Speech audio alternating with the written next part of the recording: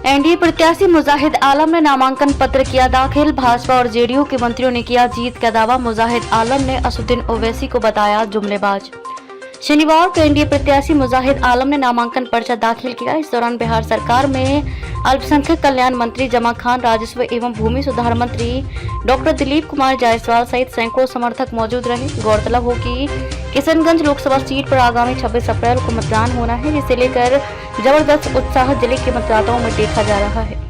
आपको बताते चले कि किशनगंज में अभी तक सिर्फ 4 लोगों ने एनआर कटवाया है। इस मौके पर राजस्व एवं भूमि सुधार मंत्री डॉक्टर दिलीप कुमार जायसवाल ने कहा कि कांग्रेस और एआईएमआईएम के द्वारा जिस तरह का माहौल बनाया जा रहा है उसे किशनगंज की जनता पसंद नहीं करती और यहाँ के मतदाता मुजाहिद आलम को जिताने का कार्य करेंगे।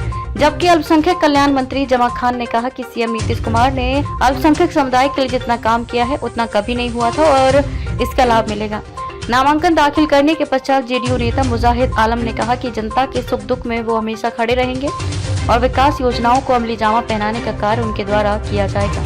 वहीं उन्होंने एआईएमआईएम पार्टी पर निशाना साधते हुए एआईएमआईएम नेताओं को जुमलेबाज बताया है। इस मौके पर अल्पसंख्यक आयोग के उपाध्यक्ष नौशाद आलम, फिरोज आलम, अधिवक्ता शिशिर कुमार दास, सत्यप्रकाश, बुलंद अख्तर हासवी सहित अन्य लोग मौजूद थे। नामांकन में उन्होंने फर्स्ट किया है।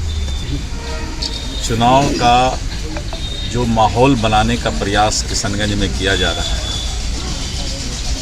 कांग्रेस के द्वारा, एमआईएम के द्वारा, इस माहौल को किशनगंज की जनता पसंद नहीं करती है। किशनगंज की जनता के बारे में सीधा सा एक ही मैसेज है कि ये गंगा जमुनी का सबसे बड़ा उदाहरण पूरे दुनिया में अगर है तो किशनगंज है। इसीलिए नीतीश कुमार जी का जो एनडीए से गठबंधन है वो एक वसूल के तहत है और वो वसूल है बिहार का विकास।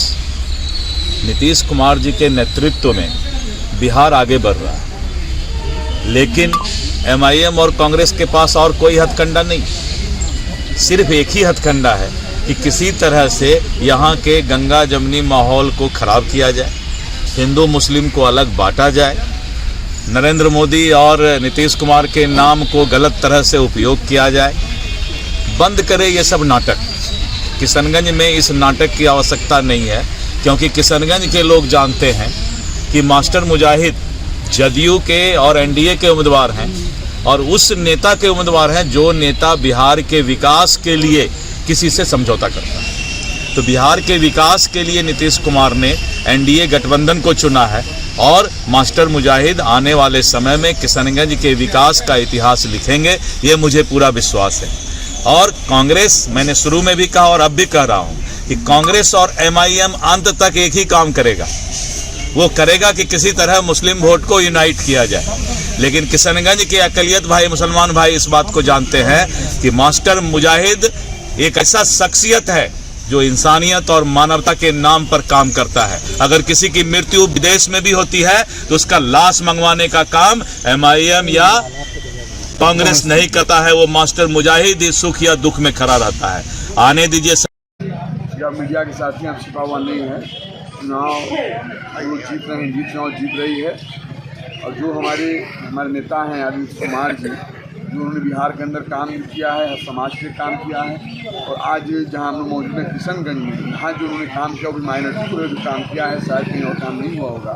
उन्होंने माइनॉरिटी में स्कूल देख लीजिए, हॉस्टल देख लीजिए, बौद्धिक भवन देख लीजिए, मदरसा को लेकर हमेशा चिंतित रहते हैं। उन्होंने काम भी किया है। मैं 3-4 रोज कई गाँव में मैं गया हूँ, जो जज्बा उत्साह है लोगों के बीच में, हर समाज लोगों के बीच में जो देखने को मिला है ये बहुत कम देखने को मिलता है।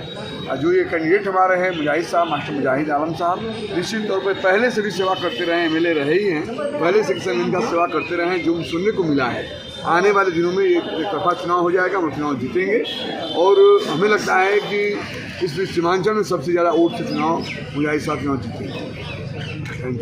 आप सब लोग जानते हैं कि जब मैं राजनीति में सितंबर 2010 में प्रवेश किया तो उसी दिन अपना घर परिवार छोड़कर पूरी आवाम जनता को अपना परिवार मानकर उसके सुख दुख को अपना सुख दुख समझकर काम कर रहा हूं, चाहे पद में रहूं नहीं रहूं। और जहां तक विकास के मामले में मुझे जो अवसर मिला 6 साल 4 महीने में, वो आप जान लीजिए 2250 करोड़ की योजनाओं को एक विधानसभा में उतारा जो कि एक बिहार के लिए कीर्तिमान है।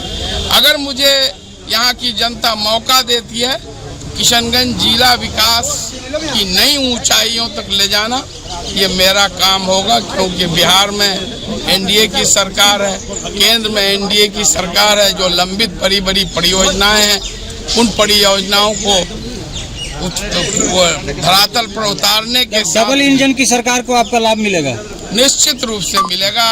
मैं कोचाधामन में इतना विकास इसलिए कर सका क्योंकि मैं बिहार में जो है जो सत्ता में थे जनता दल यूनाइटेड माननीय नीतीश कुमार के पार्टी में था, इसलिए साढ़े 2200 करोड़ रुपए की योजनाएं, बड़ी बड़ी योजनाएं, चाहे माइनॉरिटी रेजिडेंशियल स्कूल हो, किशनगंज कॉलेज ऑफ इंजीनियरिंग हो, डाइट में बॉयज गर्ल्स हॉस्टल हो, माइनॉरिटी हॉस्टल हो, 155 करोड़ का रोड हो, 100 करोड़ का रोड हो, असुरा चैनपुर बांध हो। सर, पूर्व में एक प्रत्याशी ने कोचाधामन में रेलवे प्लेटफॉर्म स्टेशन खोलने का दावा किया था, कहीं ऐसा तो आपका भी दावा नहीं रह जाएगा? मैं जो कहता हूँ वो करता हूँ। वो लोग जुमलेबाज हैं, सिर्फ जुमलेबाजी करते हैं। उनका तो ये भी वादा था, टेरागाछ में डिग्री कॉलेज खोलेंगे, कोचाधामन में रेलवे स्टेशन बनाएंगे, अमोर में अवेसी हॉस्पिटल खोलाएंगे, एएमयू किशनगंज सेंटर को केंद्र से फंड दिलाएंगे, सीमांचल को स्पेशल पैकेज आर्टिकल 371 के तहत दिलाएंगे और सुरजापुरी मुस्लिम बरादरी को केंद्र सरकार की ओबीसी लिस्ट में शामिल करेंगे। 2020 के चुनाव में बैरिस्टर साहब हर जगह चीख चीख कर गला फाड़ फाड़ कर ये वादा किए।